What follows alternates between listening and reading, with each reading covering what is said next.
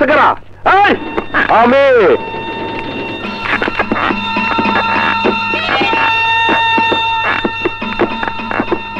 তোমার সততার পুরস্কার। আরে আরে, করেন কি হ্যাঁ? এই অফিসে ধূমপান না করার জন্য ধন্যবাদ লেখাও আছে, অথচ মূর্খের মতো সিগারেট ধরাইতেছেন। কিন্তু তোমার যে পুরস্কার দিলাম তার অর্থ অবশ্যই বুঝছো অফিসার? ইয়েস, বুঝছি, ভালো করে বুঝছি।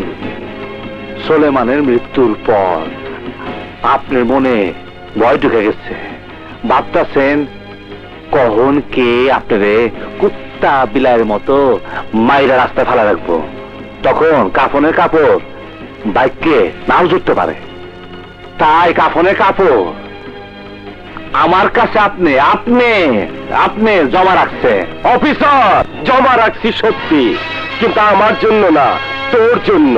আমি কাফনের কাপড় পইরা কবরে যাই না, খুদা চাহে তো এই পোশাক পরে যাবো। তোর এই স্বপ্ন আমি পূরণ হইতে দিব না অফিসার।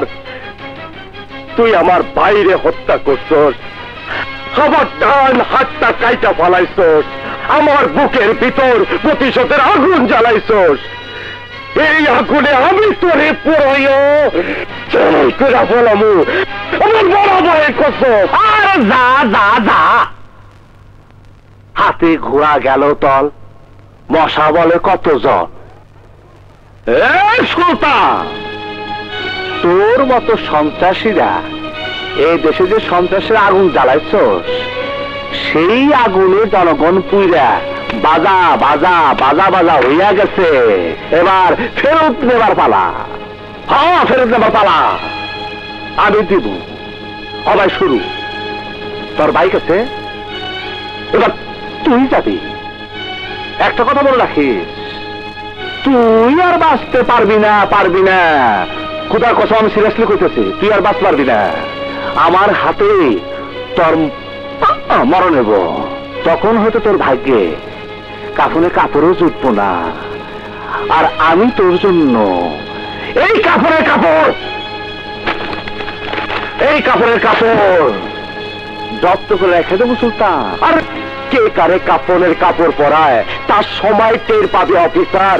আর একটা কথা, কথায় কথায় এই পোশাকের বড়াই করস, নির্বাচনে জিতা তোর এই পোশাক আমি খুইলা নেবো।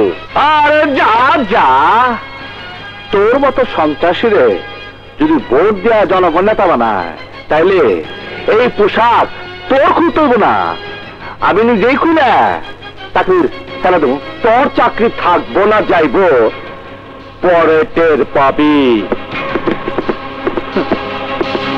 শালা মূর্খ বয়াতি।